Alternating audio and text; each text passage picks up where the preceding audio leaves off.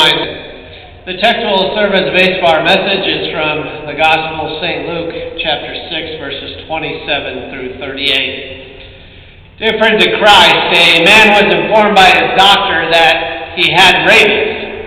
Now, he had waited so long to go to the doctor that nothing could be done about his condition. Now, after telling him the sad news, the doctor left. Later, he came back to check on the man. Instead of finding him upset, the patient was writing on a piece of paper. "Are you writing a will?" the doctor asked. "No," said the man. "I'm making a list of all the people that I'm going to bite."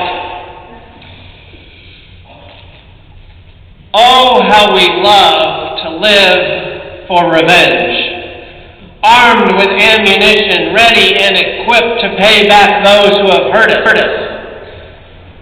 Jesus knew about this sinful nature in all of us, this spiteful bitterness that builds up so easily.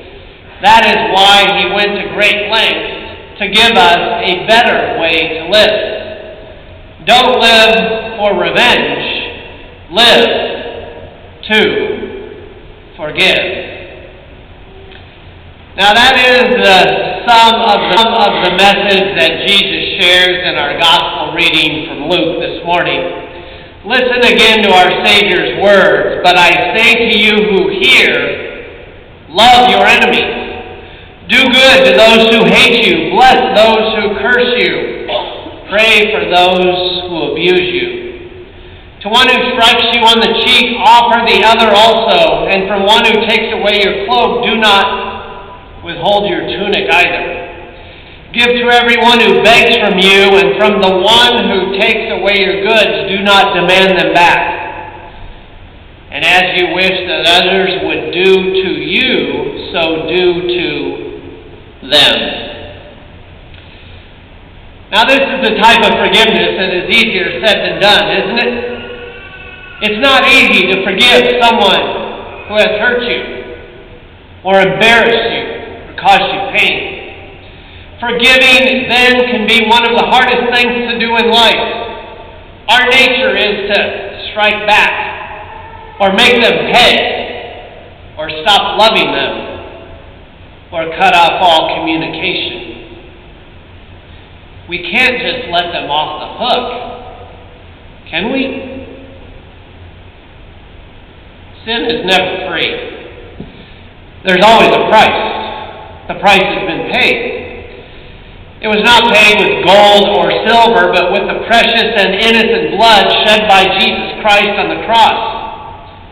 The price for all the sins that will ever be committed against you was paid that day, when God's own Son gave up his life on Calvary. And that same day, the price was paid for all the sins you commit against others. There is a price for sin. We don't pay it. Jesus Christ, God himself, paid the ultimate price with his life.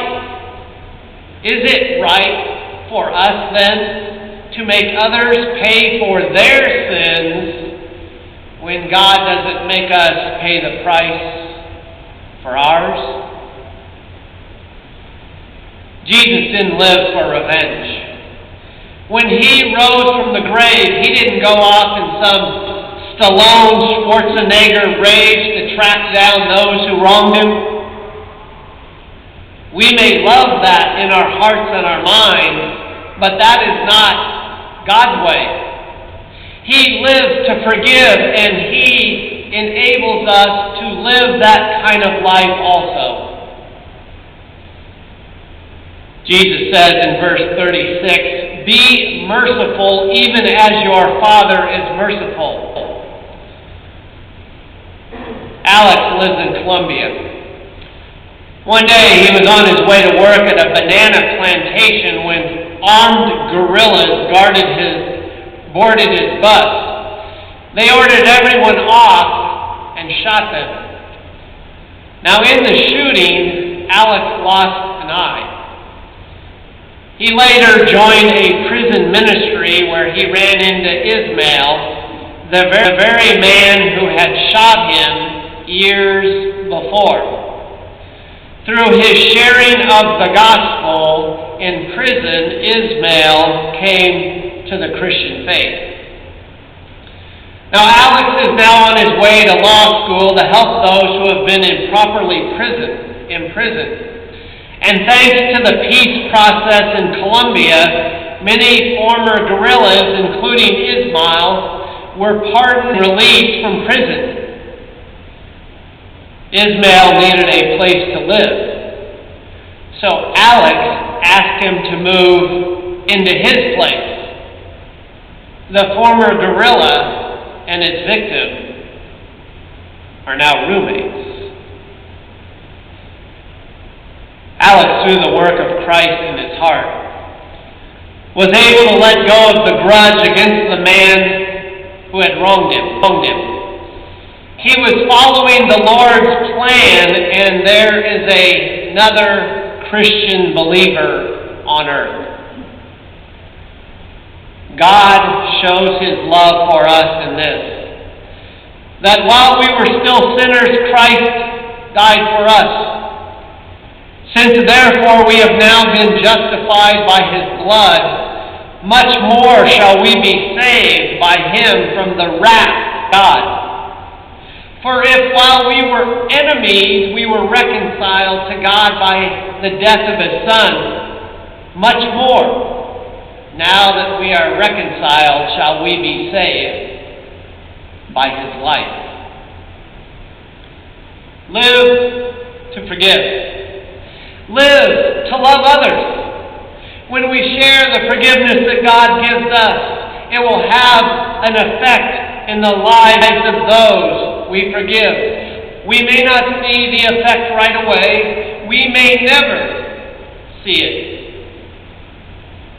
But when we share the forgiveness of Jesus Christ, we can rest in his promise that he will touch the lives of those we forgive, just as he touched our lives through the forgiveness he's given us.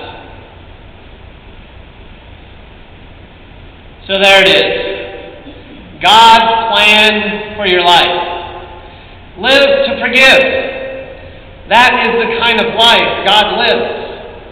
And that's the life he empowers you to live also. Live to forgive through Jesus Christ. Amen.